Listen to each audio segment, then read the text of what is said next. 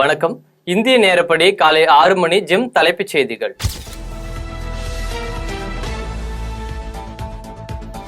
ஒரே நாடு ஒரே தேர்தல் பரிந்துரைக்கு மத்திய அமைச்சரவை திடீர் ஒப்புதல்.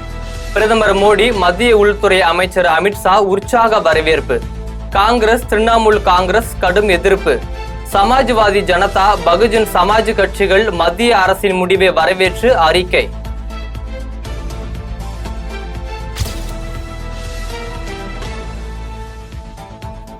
ராகுலுக்கு தொடர் மிரட்டல்.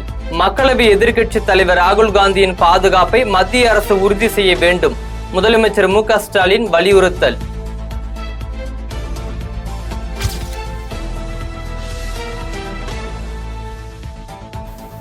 காஷ்மீரில் 2ஆம் கட்ட பிரச்சாரம் தீவிரம். ஸ்ரீநகரில் மோடி இன்று பிரச்சாரம், தொண்டர்கள் உற்சாகம்.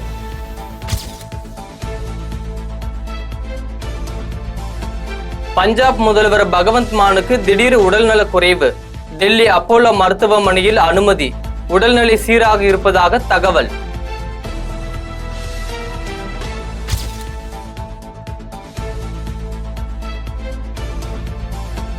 ஜம்மு காஷ்மீர் சட்டசபை முதற்கட்ட தேர்தல் 58.85% வாக்குகள் பதிவு.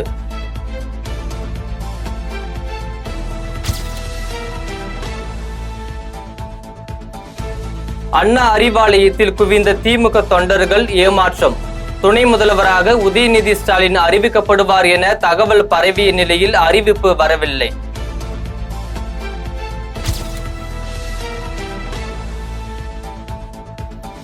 துணை முதல்வர் குறித்து முதலமைச்சர் முடிவு எடுப்பார். அது அவரது தனிப்பட்ட முடிவு. அனைவரும் முதல்வருக்கு துணையாக இருப்போம். செய்தியாளர்கள் கேள்விக்கு அமைச்சர் உதயநிதி பதில்.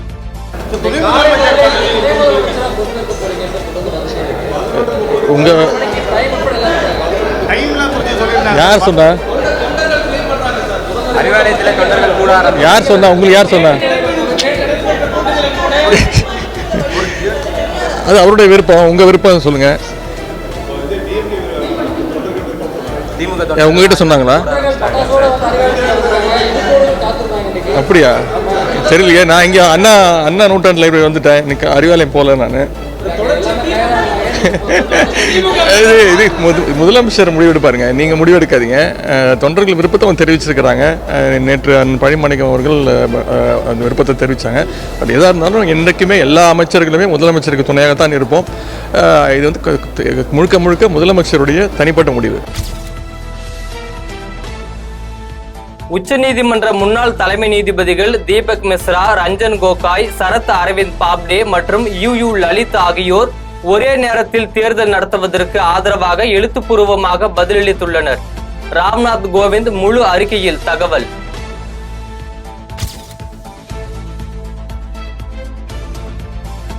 அனைத்து சட்டமன்றத்தையும் ஒரே நேரத்தில் கலைக்க முடியாது என்பதால் ஒரே நாடு ஒரே தேர்தல் நடைமுறையில் சாத்தியப்படாது. மக்களவை முன்னாள் பொதுச் செயலாளர் PTT ஆச்சாரி எதிர்ப்பு.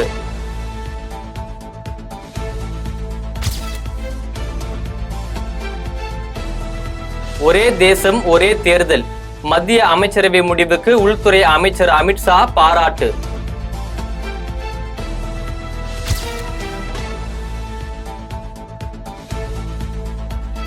ஒரே தேசம் ஒரே தேர்தல் திட்டத்திற்கான அமைச்சரவை ஒப்புதல் ஜனநாயகத்தை விரிந்த கண்ணோட்டம் பரந்தமாக்கும். பிரதமர் மோடி பதிவு.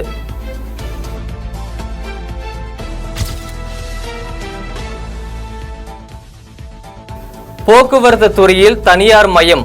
தொழிலாளர் விரோத திட்டத்தை கைவிடுங்கள். அன்புமணி ராமதாஸ் வலியுறுத்தல்.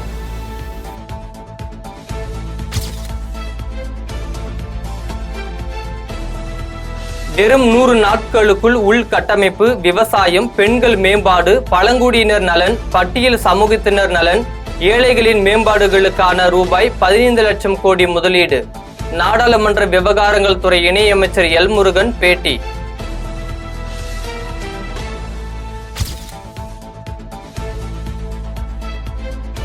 சென்னையில் ரவுடி காக்காத்தோப்பு பாலாஜி போலீசாரால் சுட்டுக் கொல்லப்பட்ட போது அவரது காரில் கஞ்சா.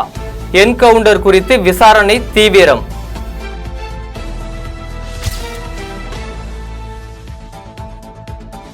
சங்க பரிவாரம் திருட்டுத்தனமாக இந்திய தேர்தல் முறையை அதிபர் ஆட்சி முறைக்கு மாற்ற முயல்கிறது. ஒரே நாடு ஒரே தேர்தல் முறை நாடாளுமன்ற ஜனநாயகத்தை குலைத்துவிடும். கேரள முதல்வர் பினராயி விஜயன் பாய்ச்சல்.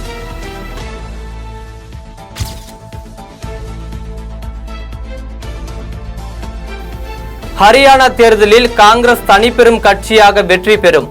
முன்னாள் முதல்வர் பூபிந்தர் ஹூடா நம்பிக்கை.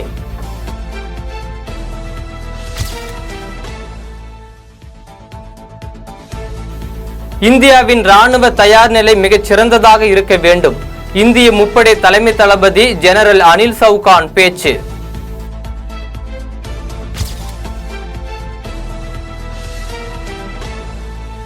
பத்து ஆண்டுகள் ஆனாலும் சிறையில் இருக்க தயார். காஷ்மீரியர்களுக்கு உதவ யாருமே இல்லை. மோடியின் அடக்குமுறைகள் தான் அரங்கேறிக் கொண்டுள்ளதாக அவாமி ஹித்தியாத் கட்சி தலைவர் இன்ஜினியர் ரஷீத் பேட்டி.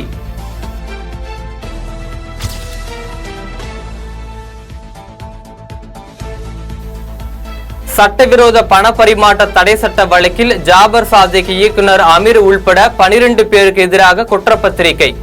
சென்னை முதன்மை அமர்வு நீதிமன்றத்தில் அமலாக்கத்துறை தாக்கல்.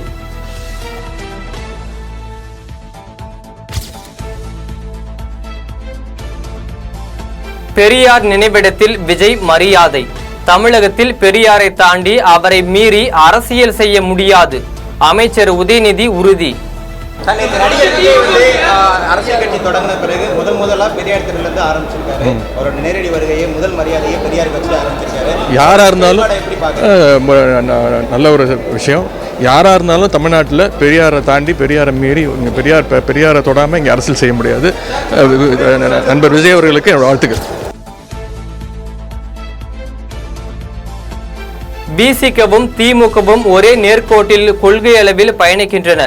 முரண்பாடான அரசியல்தான். திமுகவும் விடுதலை சிறுத்தைகளும் தேசிய கல்விக் கொள்கையை எதிர்க்கின்றன.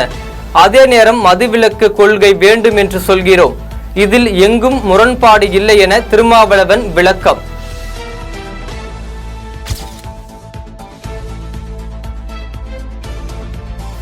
சந்திரனில் தரையிறங்கிய பின்னர் பூமிக்கு திரும்பும் தொழில்நுட்பங்களை உருவாக்கும் சந்திரயான் 4 நிலவு பயணத்திற்கு மத்திய அமைச்சரவை ஒப்புதல்.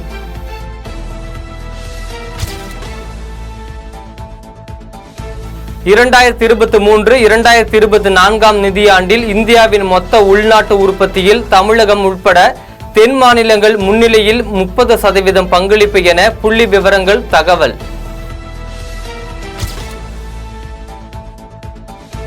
இந்திய எல்லைப் பகுதிகளில் வங்கதேசத்தவர்கள் 65 பேர் கைது.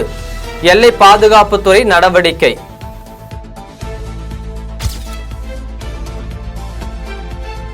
திருப்பூர் அரசு மருத்துவமனையில் ஒரே அமரர் ஊர்தியில் 2 சடலங்கள். சமூக வலைத்தளங்களில் காணொளி பரவிய நிலையில் மருத்துவமனை டீன் விளக்கம்.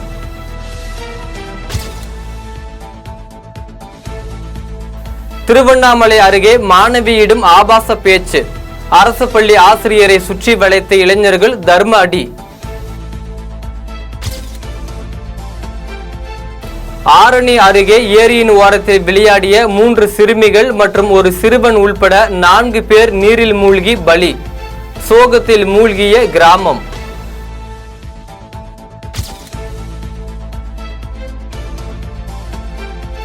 சென்னை மாநகராட்சியில் கடந்த 2018ஆம் ஆண்டு விதிகளை மீறி டெண்டர் ஒதுக்கீடு.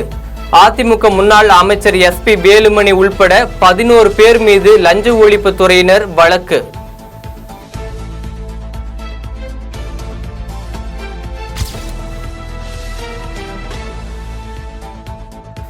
தமிழகத்தை ஆள வேண்டும், இல்லையென்றால் ஆட்சியை விட்டு வெளியேற வேண்டும். முதலமைச்சர் கடமை தவறிவிட்டார். பாஜக மூத்த தலைவர் H. ராஜா குற்றச்சாட்டு.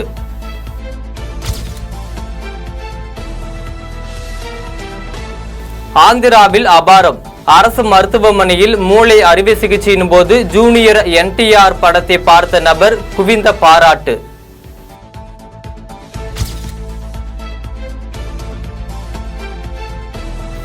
கேரள மாநிலம் மலப்புரத்தில் 38 வயது நபருக்கு குரங்கம்மை தொற்று உறுதி.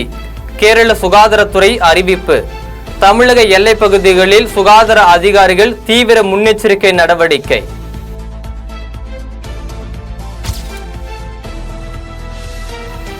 தூத்துக்குடி பட்டாசு ஆலை வெடி விபத்தில் உயிரிழந்த 4 பேரின் குடும்பத்தினருக்கு இயக்குனர் மாரி செல்வராஜ் நிதி உதவி தலா 50,000 காசோலை வழங்கினார். இந்தியா பங்களாதேஷும் இடையிலான டெஸ்ட் போட்டி சென்னையில் இன்று தொடக்கம். பஞ்சாப் கிங்ஸ் அணி தலைமை பயிற்சியாளராக ஆஸ்திரேலிய முன்னாள் வீரர் ரிக்கி பாண்டிங் நியமனம். தென்னாப்பிரிக்காவுக்கு எதிரான மகளிர் T20 கிரிக்கெட் போட்டி 13 ரன்கள் வித்தியாசத்தில் பாகிஸ்தான் அபாரம்.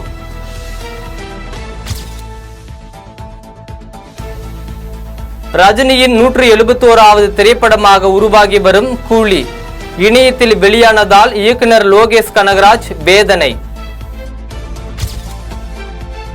இனி வருவது உலக செய்திகள். பேஜரை தொடர்ந்து தெற்கு லெபனானில் அலையலையாக வெடித்து சிதறிய வாக்கி டாக்கிகள் 3 பேர் பலி, 100க்கும் மேற்பட்டோர் காயம். குறிவைத்து தாக்கிய இஸ்ரேலால் நிலைகுலைந்த இஸ்புல்லா, உளவாளிகளின் உதவியுடன் இஸ்ரேல் தாக்குதல். இந்தியாவில் வாழும் முஸ்லிம் மக்கள் குறித்து ஈரான் தலைமை மதகுரு கருத்துக்கு இஸ்ரேல் கடும் எதிர்ப்பு, முற்றிலும் அபத்தமானது. அமெரிக்க அதிபர் வேட்பாளர் ட்ரம்பை 3வது முறையாக கொல்ல முயற்சி. நியூயார்க் நகரில் பரப்புரை செய்யவிருந்த இடத்திற்கு அருகில் இருந்த காரில் வெடிபொருட்கள் கண்டுபிடிப்பு. ஜெர்மனியில் திரிபு கண்டுபிடிப்பு. டென்மார்க், இங்கிலாந்து, ஜெர்மனி உள்பட 27 நாடுகளில் புதிய வகை கொரோனா உருவாகலாம் என எச்சரிக்கை. இத்துடன் ஜெம் செய்திகள் நிறைவடைகின்றன. மீண்டும் ஜெம் செய்திகள் காலை 8:30 மணிக்கு. உடனுக்குடன் செய்திகளை காண GemLive.tv என்ற இணையதளத்தில் இணைந்திருங்கள். நன்றி, வணக்கம்.